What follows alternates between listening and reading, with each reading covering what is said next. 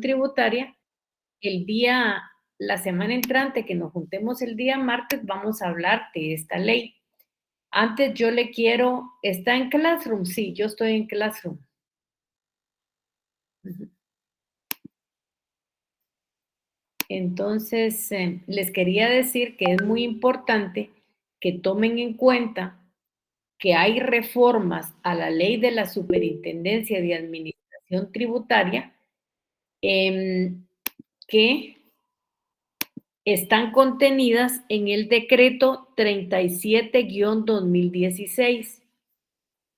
Este decreto 37-2016 se denomina Ley para el Fortalecimiento de la Transparencia Fiscal y la Gobernanza de la Superintendencia de Administración Tributaria. Ahí los primeros artículos, el libro 1, tiene que ver con las reformas al decreto número 1-98 del Congreso de la República. Pero es bien importante que cuando ustedes estén leyendo el texto, por favor, revisen que esté contenido este decreto 37-2016. ¿Por qué? ¿Qué pasa si no está? Que la conformación del directorio cambió. Entonces, si ustedes no toman en cuenta esta reforma, lógicamente van a estar analizando un directorio que ya no está conformado. Aparte de eso, nos surge una nueva figura que es la del tributa. El tributa, que es el Tribunal Administrativo Tributario y Aduanero, que son los que ahora resuelven los recursos de revocatoria que se le plantean a la administración tributaria. Entonces, lógicamente, tenemos que estar bien claros y tenemos que leer la ley adecuada. Y la ley adecuada es precisamente la que tiene los cambios o las reformas que están señaladas en el decreto 37-2016. Si ustedes no tienen la versión de esa ley, sería bueno que ingresen a la página de la SAT y ahí impriman su ley o la trasladen digitalmente como ustedes quieran hacerla. Lógicamente, yo prefiero que la impriman. ¿Por qué? Porque el día del segundo examen parcial, que vamos a evaluar las leyes, yo necesito, lógicamente, que la lleven impresa. No les voy a permitir, no les voy a permitir que lo hagan digitalmente por muchas situaciones. Entonces, por favor, tomen en cuenta eso. Si su ley no lo tiene, vamos a tener problemas serios. Ya estamos a minutitos de comenzar. No sé si tienen alguna duda, alguna pregunta. Bueno, entonces, por favor, en resumen, tomen en cuenta cuando lean la ley de la Superintendencia de Administración Tributaria que estén las reformas hechas al decreto 37-2016. Y hoy vamos a comenzar prácticamente nuestro segundo punto, que es un punto nuevo, que se denomina derecho financiero. Vamos a comenzar entonces. Si hay quien... Ay, permítanme. Solo que... Vamos a ver aquí. Admitir. Permítanme. Ahí estás. Entonces vamos a continuar con nuestro tema y nos vamos a ir a resolver, lógicamente, a comenzar el punto número 2. Permítanme ustedes porque aquí no se puede hacer las dos cosas. O ingreso o doy la clase. Pero ya vamos a llegar al número. Y entonces, admitir a todos.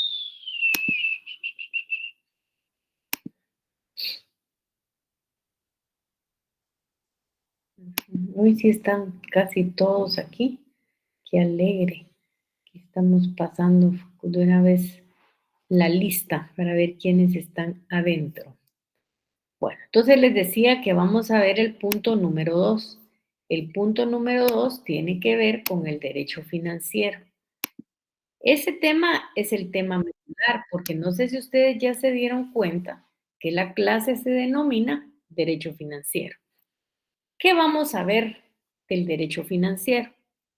Este tema, lógicamente, es un tema muy extenso. Vamos a ver el contenido, la definición, las características, el derecho financiero como rama del derecho público, el poder financiero y la división del derecho financiero. El derecho financiero se divide en el derecho tributario, derecho presupuestario, derecho patrimonial del Estado y el derecho monetario. Es importante que tomemos en cuenta que la rama más importante, permítanme, solo voy a cargar la computadora.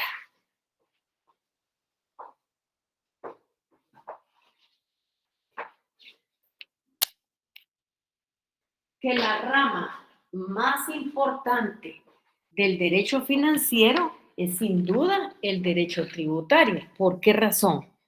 Porque le da los recursos necesarios para poder satisfacer las necesidades de la población. Es como el que le da el dinero para que el Estado cumpla con sus funciones. Permítanme que hay aquí en cola unos alumnos, solo los vamos a admitir.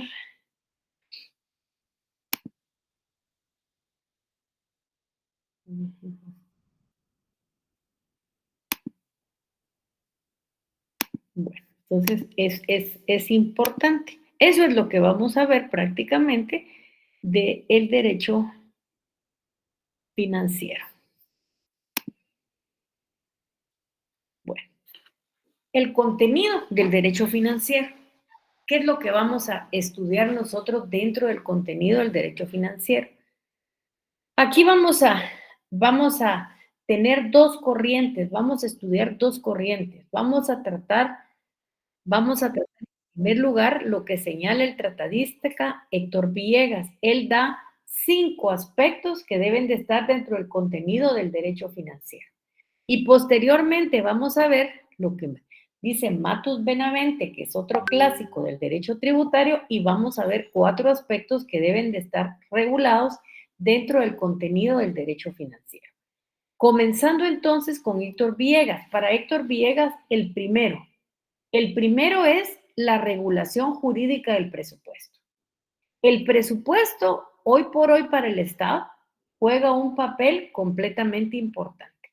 Y recuerden ustedes que ese instrumento denominado presupuesto público tiene dos grandes partidas que es el que permite el ordenamiento jurídico del Estado. Esas dos grandes partidas son los ingresos y los gastos. Entonces, cuando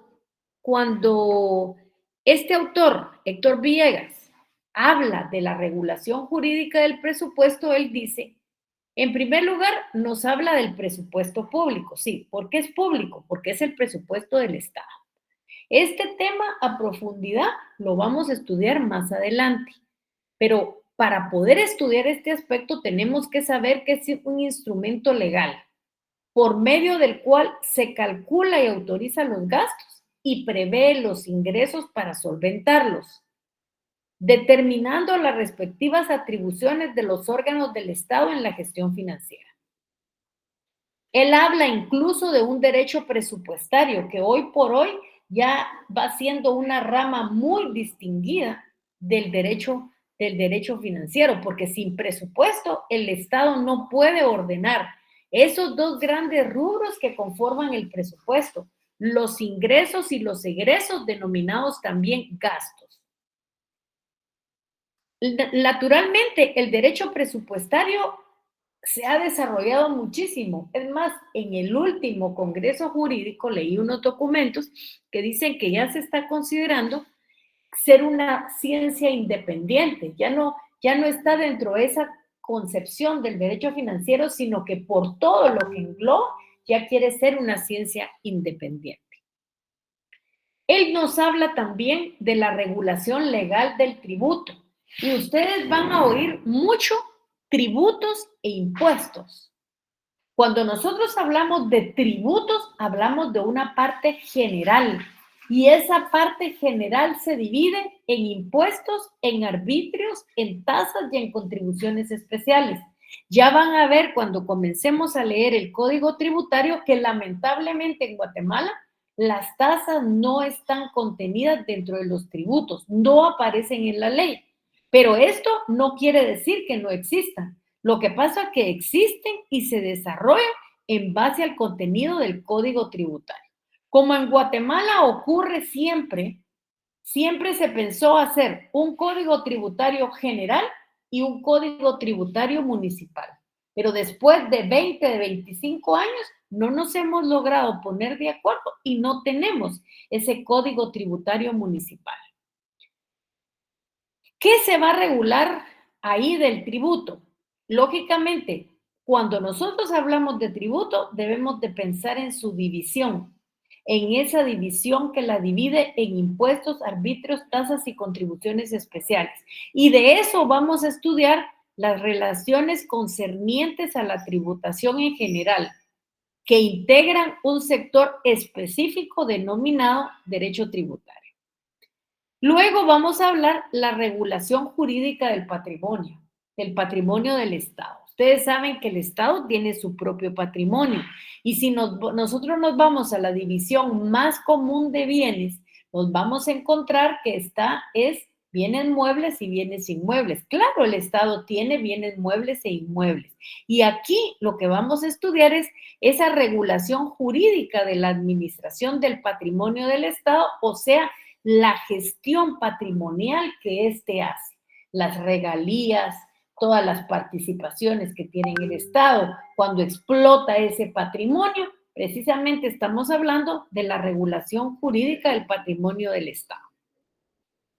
Es muy importante señalar que la inclusión de este sector jurídico dentro del derecho financiero es bien discutible, puesto que para algunos estudiosos del derecho financiero, la regulación jurídica del patrimonio del Estado no integra el derecho financiero, sino aquella parte del derecho administrativo que disciplina, lógicamente, la actividad privada de los entes públicos. Y esto es un aspecto que tenemos que tener bien claro y que es completamente importante. Así lo tenemos que tener. Ahora también él dice que es muy importante la regulación jurídica del crédito público. Y recuerden ustedes, cuando el Estado ha puesto a trabajar su patrimonio, cuando al Estado le han hecho donaciones, cuando el Estado ha cobrado impuestos, pero los recursos que tiene no les permite satisfacer las necesidades de la población, en lo que piensa es en la utilización del crédito público. Lógicamente, la utilización del crédito público trae como algo agregado, y ese agregado es la aparición de la deuda pública, que hay que pagarla, claro. Me dan el dinero, que pueden ser entes extranjeros o entes que están dentro del Estado, particulares o no particulares, tengo como Estado que calificar, pero me dan el dinero, pero a cambio yo tengo que pagar la deuda.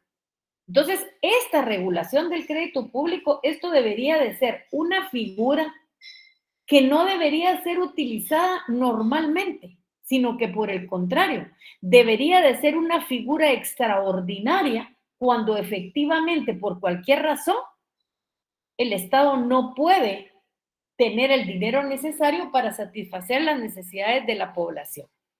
Esto quiere decir que cuando hablamos de la regulación jurídica del crédito público, esto se refiere a la regulación legal de todos los aspectos que se refieren al crédito público, que está formada por todas las normas jurídicas que disciplinan las múltiples relaciones que surgen entre el Estado y los prestamistas, cuando el Estado utiliza los fondos provenientes del crédito público.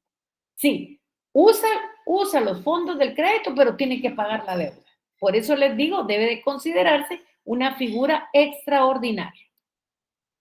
Y por último tenemos la regulación jurídica de la moneda, que se refiere al conjunto de normas jurídicos económicas relacionadas con la moneda y que constituye el derecho monetario de reciente elaboración. Yo tengo mis dudas que el derecho monetario sea de reciente elaboración, porque desde que apareció el Estado surgió la moneda. Y recuerden ustedes que es prácticamente de la Revolución de Octubre cuando se comenzó a ordenar lo que era el derecho monetario, y ahí se creó la ley monetaria y la ley de libre negociación de divisas.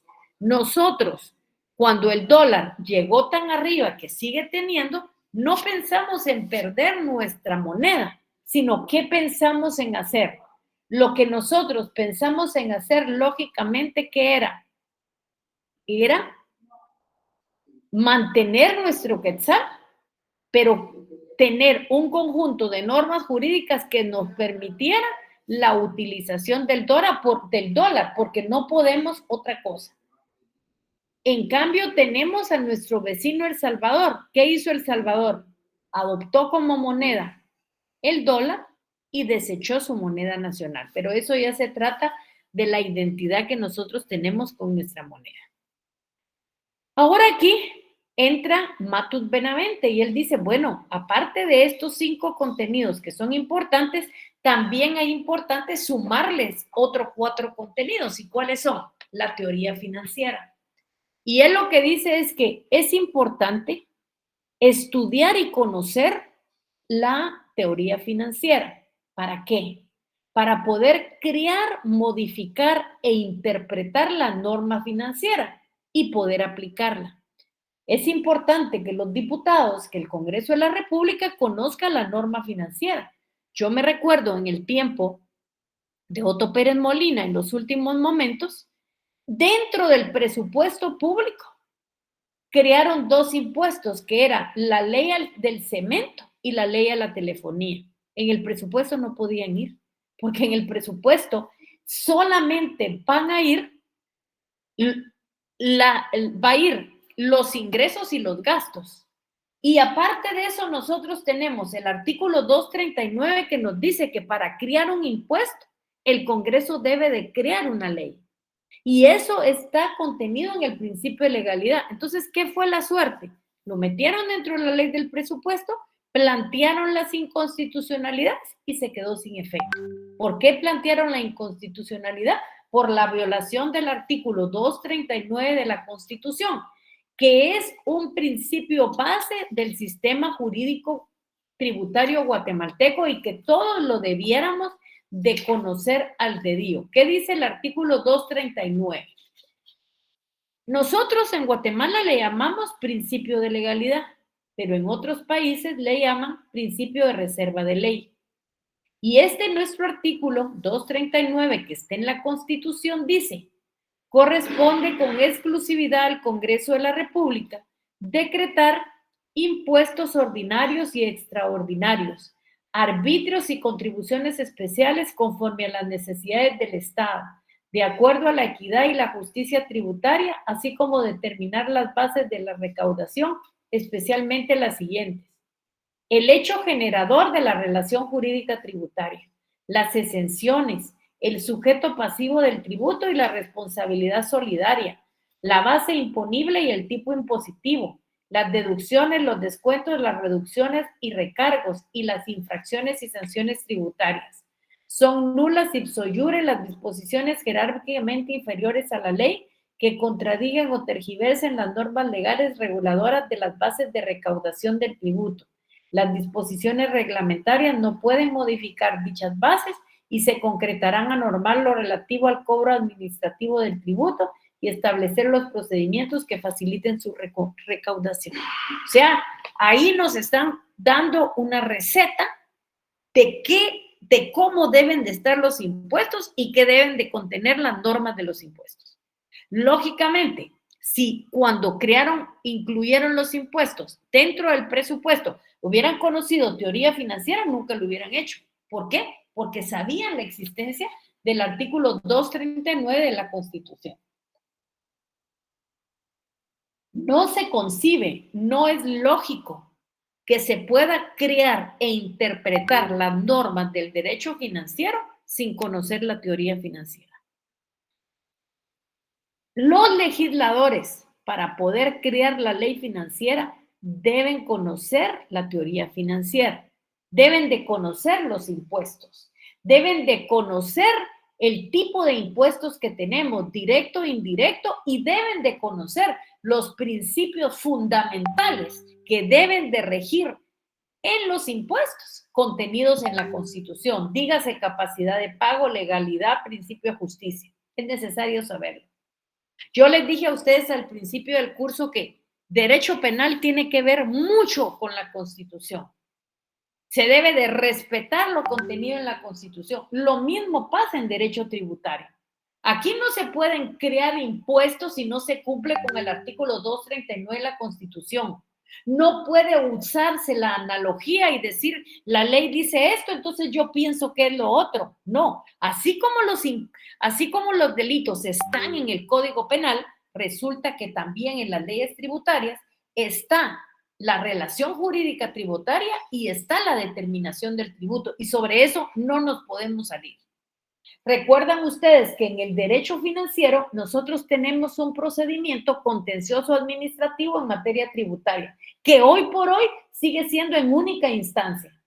Lógicamente, los magistrados de lo contencioso deben de conocer la teoría financiera. ¿Para qué? Para aplicar la ley. Porque la existencia de esos tribunales de lo contencioso administrativo es, dice la Constitución, para examinar la juridicidad del acto. Y la juridicidad del acto es la legalidad del acto. Entonces, lógicamente, debe de conocerse teoría financiera. Los empleados administrativos para resolver deben de conocer leyes financieras. O sea, es impensable que un trabajador administrativo de la SAT no sepa de impuestos. Y ustedes como notarios deben de conocer leyes tributarias, deben de conocer la teoría financiera para interpretar las mismas. De nada les sirve hacer una escritura lindísima con todas las normas del derecho notarial, una obra de arte, les diría yo, si no saben que tienen que pagar IVA, impuestos sobre la renta. Porque si no pagan IVA, nunca va a ser inscribible esa escritura. Y ustedes lo que quieren es que se venda y que se inscriba. De nada les sirve tener una venta en una escritura que por no pagar el impuesto nunca sea inscrita. Es importante también conocer la organización financiera del Estado. Y como dice un autor, es dónde van a jugar ustedes derecho financiero. ¿Cuál es el escenario que les va a permitir poder desarrollar el derecho financiero? Este autor dice que la organización financiera del Estado tiene por objeto el estudio de las bases constitucionales del derecho financiero, así como las instituciones creadas para la recepción, la administración, el empleo y fiscalización de los recursos públicos. Y como consecuencia, conocer los órganos administrativos donde se realiza la actividad financiera. Y si ustedes miran, todas las leyes que nosotros vamos a estudiar este semestre tienen que ver precisamente con esa organización financiera. Vamos a ver el Banco de Guatemala, la ley orgánica del Banco de Guatemala. Y dentro de la ley orgánica de Guatemala está miren, que es la Junta Monetaria. La Junta Monetaria es determinante para el derecho monetario, para todas las regulaciones monetarias en cuanto a nuestra moneda, el quetzal, y lógicamente nuestra paridad frente a moneda extranjera. Luego vamos a conocer el Ministerio de Finanzas Públicas y vamos a conocer órganos fiscalizadores importantes como la Contraloría General de Cuentas, que es la que tiene a su cargo la fiscalización de los ingresos y los egresos del Estado. Entonces, esa es toda la plataforma. Es más, vamos a ver también la ley orgánica del presupuesto y vamos a ver el Ministerio de Finanzas a través de esta dirección, que es la dirección del presupuesto nacional. Ese es el escenario en el que nosotros nos vamos a menear. Y lógicamente la parte práctica tiene que ver en cuanto a estas leyes. Vamos a ver también la relación entre el Estado y los sujetos pasivos de la obligación tributaria. Antes de entrar al análisis de este tema, es importante señalar que muchas veces la relación jurídica tributaria es confundida con la obligación tributaria. Al contrario, de esa relación jurídica tributaria surge muchas veces la obligación tributaria. ¿Por qué? Esa interacción entre el sujeto activo, que es el Estado, y el sujeto pasivo, que es el contribuyente, apoyado en los impuestos que existen, ahí surge la obligación tributaria. Mi obligación tributaria es cuando yo pago el impuesto de conformidad con la ley. Algunos tratadistas estudiados por nosotros se refieren a esa diferencia y agregan que es erróneo atribuirles el mismo significado. No tienen el mismo significado la relación jurídica tributaria y la obligación tributaria. Son dos cosas relacionadas pero diferentes. Y aquí es importante determinar que puede haber relación jurídica tributaria sin que exista una obligación tributaria. Y aquí les pongo yo un ejemplo, porque ya estoy viendo las caras como quien dice, bueno, ¿y esto qué? Se relaciona, pero no hay obligación. Pongamos el ejemplo. En la ley del impuesto único sobre inmuebles, que para mí esa es una ley súper inconstitucional, porque van a ver que no cumple todas esas características del 239. ¿Por qué? Porque el sujeto pasivo hay que adivinarlo, no está claro como el resto de leyes, pero ahí está, han planteado las inconstitucionalidades y nunca las han otorgado. Entonces, ¿ahí qué dice? En esa ley dice que el propietario y el poseedor de bienes inmuebles debe de pagar un impuesto.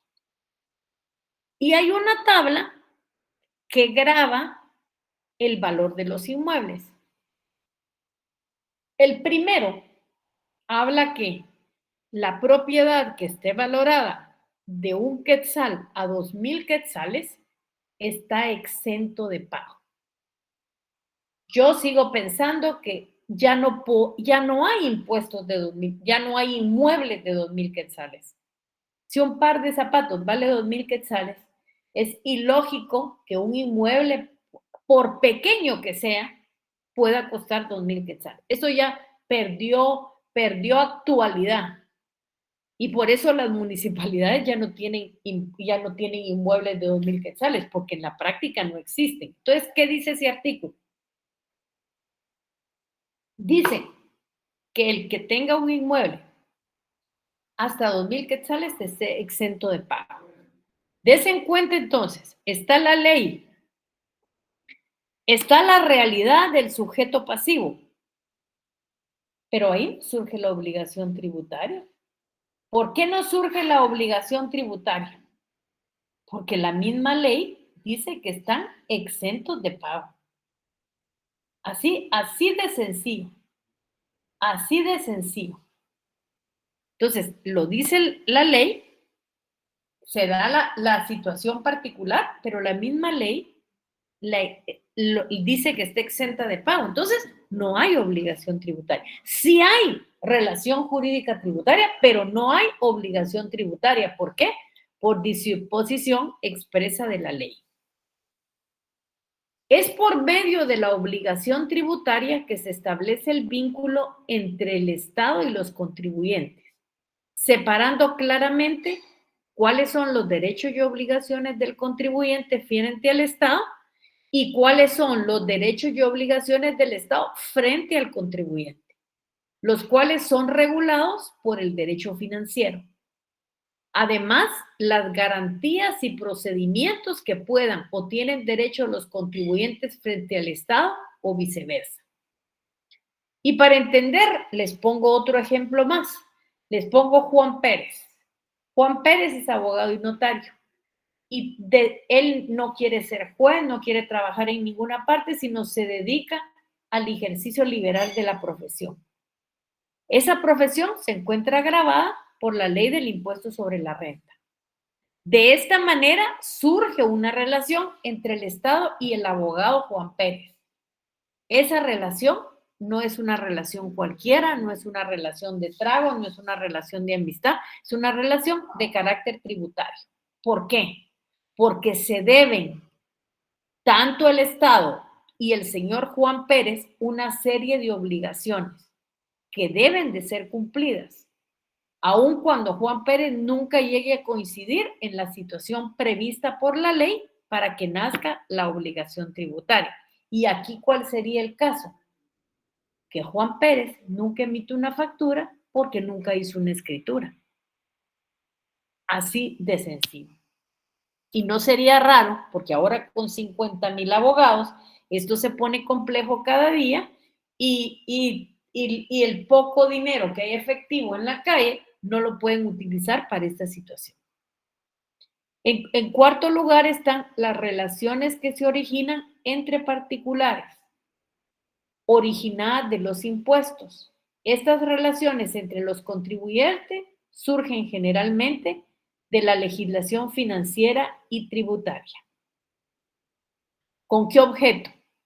Con el objeto de asegurarse el cumplimiento de la obligación tributaria y como consecuencia se genera la captación y los recursos. Ahora, hay definiciones como autores hayan. Vamos a ver una serie de definiciones. Yo no les voy a preguntar por autor. Ustedes lo que tienen que saber es las definiciones. Yo no les voy a preguntar por autor. Vamos a, en primer lugar, ver una definición anónima. Y dice que derecho financiero es una serie ordenada de normas científicas y positivas, referente a la organización económica de los gastos e ingresos del Estado. Ahí le faltaba una E. Se lo vamos a poner de una vez. De los gastos.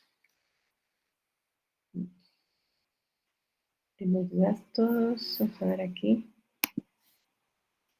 E ingresos del Estado. Ahí está.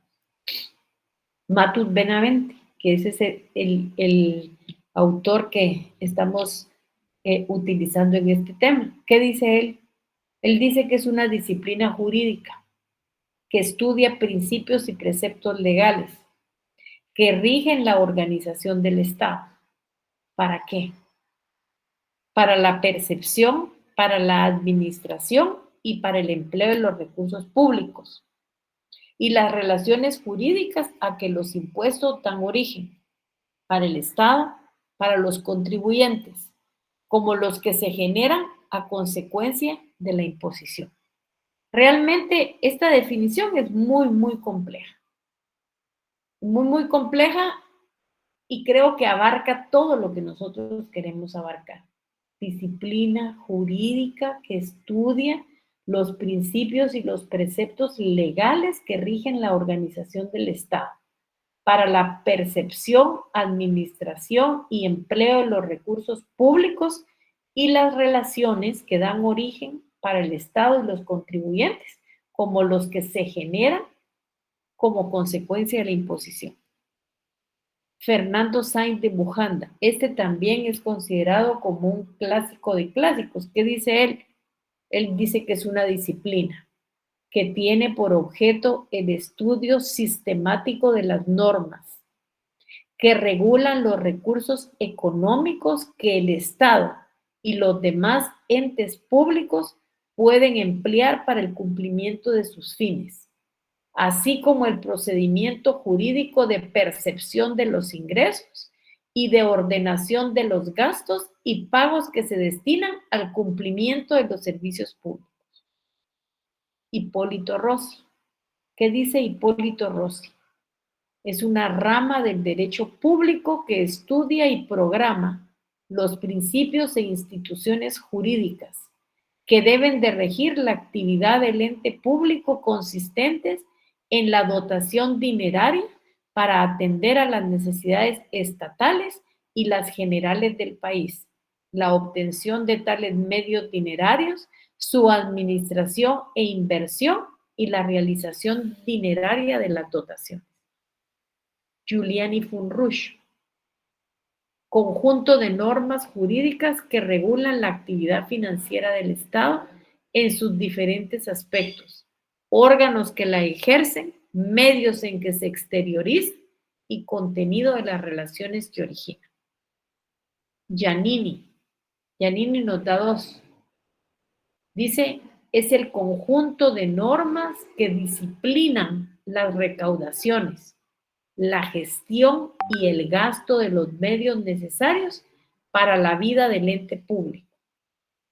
Es el conjunto de normas jurídicas que regulan la actividad financiera del Estado. Y ojo, aquí hay algo que nosotros debemos de poner mucha atención y subrayar.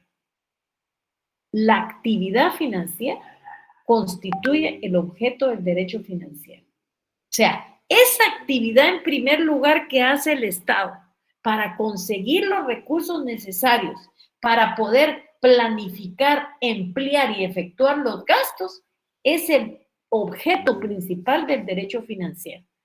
Y por eso encargó a la Superintendencia de Administración Tributaria que hiciera la primera función, la percepción de los recursos necesarios que le permitan satisfacer las necesidades de la población. Porque si él no hace bien su primera función, no va a poder hacer ni la segunda ni la tercera. Y esto lo tenemos que tener claramente establecido.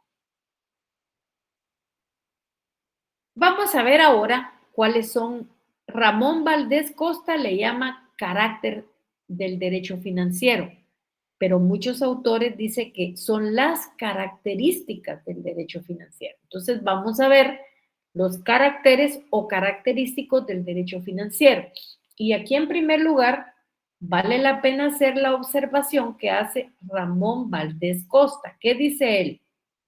Que pese a existir diferencias doctrinales, existen puntos de acuerdo respecto al derecho financiero y que los puntos de convergencia, los puntos en los que todos están de acuerdo, son las características del derecho financiero.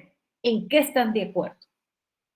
En primer lugar, a que el derecho financiero es un derecho autónomo. ¿Por qué? Porque es una rama del derecho que dispone de principios generales propios y que actúa coordinadamente en permanente conexión e interdependencia con las demás disciplinas como integrantes de un todo orgánico. O sea, no depende de ningún otro. Al principio se creía que dependía del derecho administrativo. No, no depende de ninguno, es autónomo. ¿Por qué? Porque tiene sus principios generales. Lo que sí hace es actuar coordinadamente y en forma permanente con las demás disciplinas como integrantes de un todo orgánico. Es un derecho público. Creo que eso no está en discusión. Cuando ustedes miran quiénes son los sujetos de la relación jurídica tributaria, van a ver que el activo es el Estado. Entonces ya no puede ser un derecho privado. ¿Por qué? Porque una parte es el Estado y la otra parte es el contribuyente. No son las dos partes privadas, no. Una es pública y la otra privada. Entonces, lógicamente, esa relación se encaja dentro de lo que es el derecho público.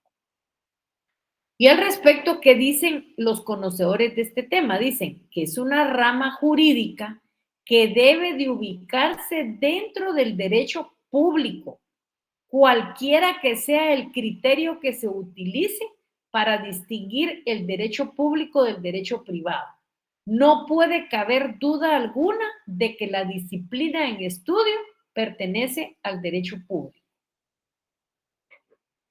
Lo anterior, ¿por qué? ¿Por qué pertenece al derecho público? Porque las normas financieras no están destinadas a atender directamente las necesidades de los particulares, sino a normar el poder estatal de mando en el campo financiero. La satisfacción de las necesidades de la población no es en particular. La satisfacción de las necesidades de la población es en colectivo. Eso en primer lugar.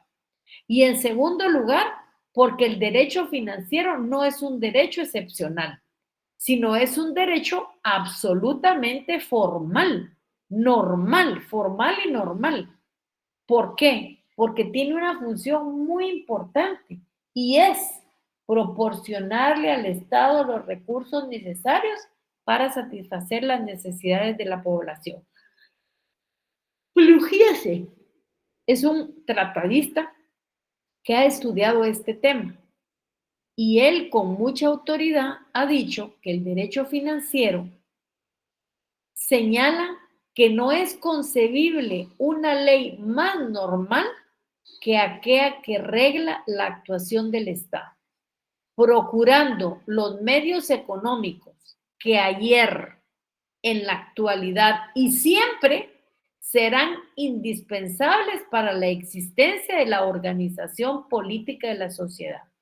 Ayer es pasado, hoy es la actualidad y el futuro es siempre. Serán indispensables para la existencia de la organización política de la sociedad. Esto es una figura jurídica, dice Plugiese, relativo a las finanzas del Estado, porque ahí hay relaciones entre el Estado como un ente jurídico con los particulares y con otros estados e instituciones públicas, privadas, naciones o extranjeras. Y lógicamente, la relación de esos dos sujetos, activo y pasivo, activo que es el Estado, pasivo que es el contribuyente, es el que genera los derechos y obligaciones que nacen de esa relación. El Estado tiene derechos y obligaciones y el contribuyente tiene derechos y obligaciones. El derecho financiero que se encuadra dentro del sector público y que como tal regula las relaciones en las que priva el interés comunitario sobre el particular, priva el interés de la sociedad frente al interés particular. Y esto se produce no solo en el ámbito tributario, sino también en el ámbito presupuestario y del gasto público, en cuanto que las instituciones que se engloban en él tienen por finalidad fundamental equilibrar el poder dentro del Estado y asegurar que en cada caso será posible la existencia de responsabilidades por parte o a cargo de gestores de la cosa pública. Sistemático. El derecho financiero aparece como un ordenamiento instrumental y sistemático en cuanto al ingreso y al gasto, no como finalidades en sí misma, que cobran sentido cuando se aplica al logro de la finalidad pública. ¿Y cuál es la finalidad pública? ¿Cuál es la finalidad que persigue el Estado al cobrar impuestos? Tener los recursos necesarios que le permitan satisfacer las necesidades de la población.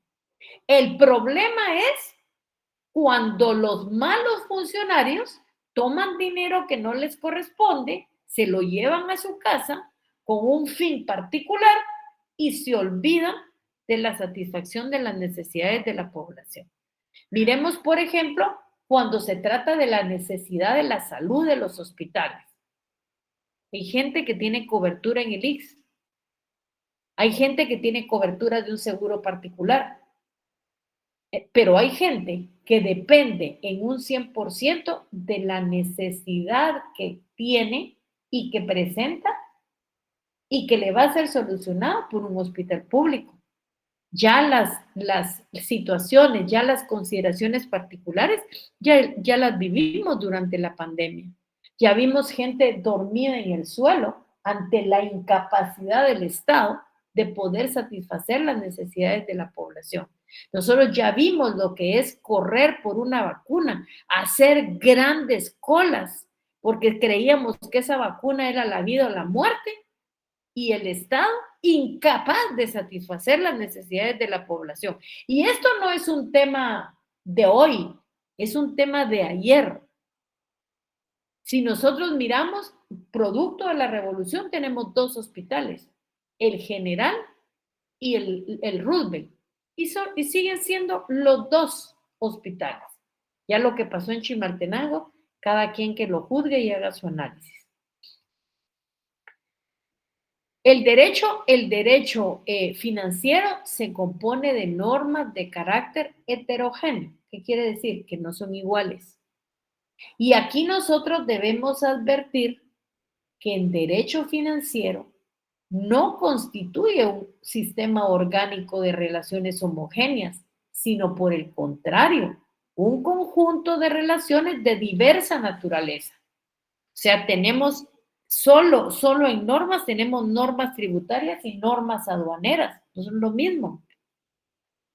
Pero tienen en común, tienen algo en común. ¿Y qué es lo que tienen en común? El hecho de referirse a las múltiples actividades que el Estado desarrolla en el campo financiero. El derecho financiero regula el interés financiero del Estado. Establece toda la estructura para que el Estado pueda obtener recursos, administrarlos y erogarlos. Y cuando nosotros hablamos de obtener recursos, administrarlos, erogarlos, si le aumentamos y fiscalizarlos, estamos hablando de la actividad financiera del Estado. Claro, si el Estado no regula la primera etapa, que es obtener los recursos, no podemos hablar ni de administración, ni de erogación, ni de fiscalización, porque ¿qué se administraría, qué se erogaría y qué se fiscalizaría? Nada. ¿Por qué? Porque no logró realizar la primera función, que era obtenerlos. Aquí hay algo más que dicen los autores sobre el derecho financiero como rama del derecho público. Algunos tratadistas dicen que es un derecho joven. Yo no estoy de acuerdo en eso. ¿Por qué no estoy de acuerdo de eso?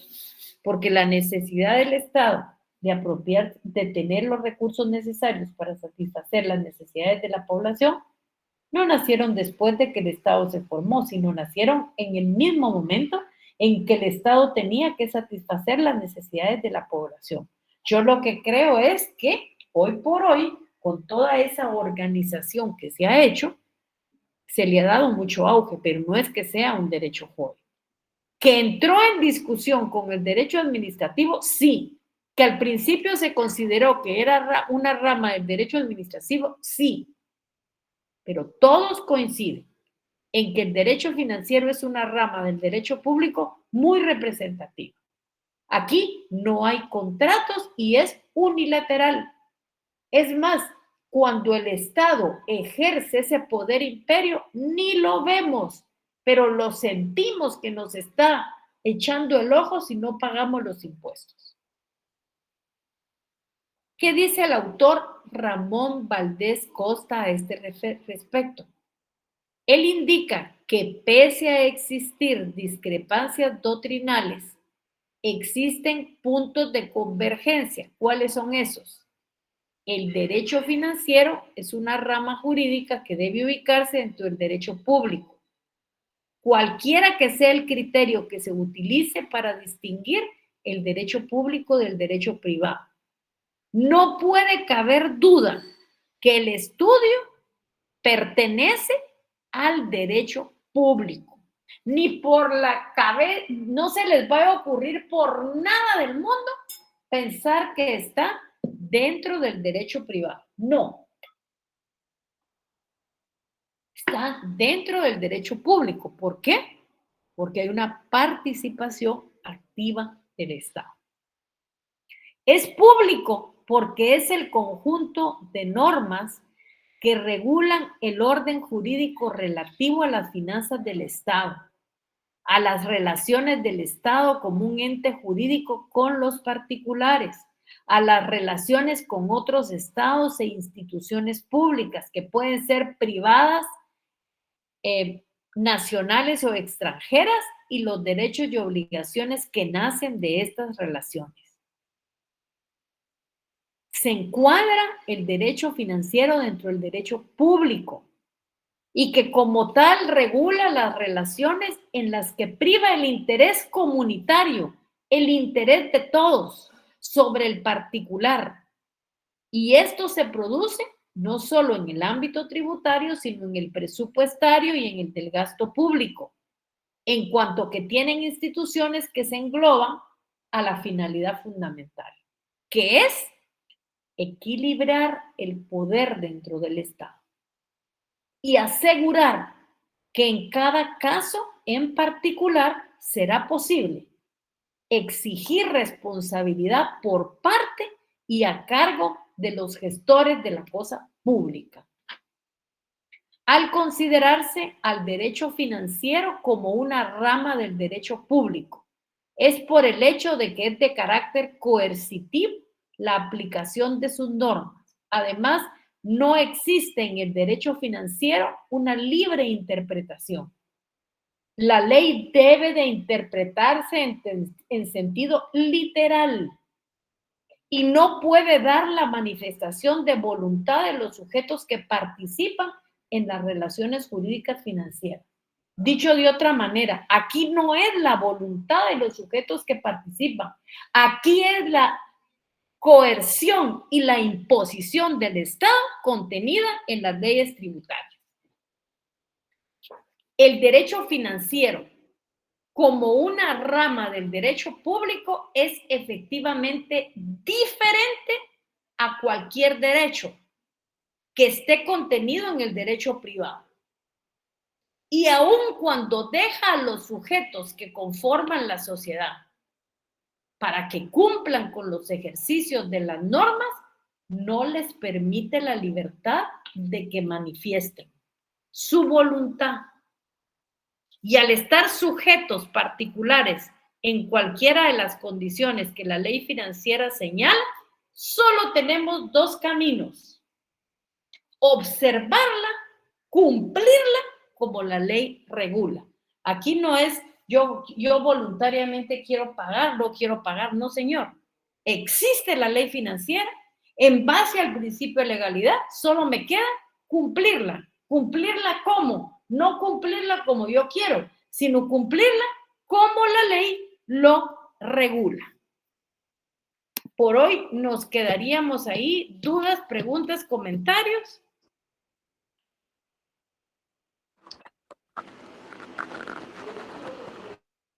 ¿Dudas, preguntas, comentarios? Bueno, si no... Excelente clase. Muchas gracias, licenciada. Excelente clase, licenciada. Se mandó hoy. Muy bien. Muchas gracias. Entonces, háganme un favor, nos vemos el martes. El martes a todos los quiero con su ley de la Superintendencia de Administración Tributaria. Denle una leidita este fin de semana porque quiero que lleven las dudas y que podamos, como les dijera yo, podamos tener una claridad en cuanto a esta ley, que es el marco referencial más importante que tenemos este semestre. Muchas gracias, les mando un abrazo, cuídense mucho, nos vemos el martes. Qué gusto. Feliz noche. Gracias. Feliz noche, licenciada. Feliz noche.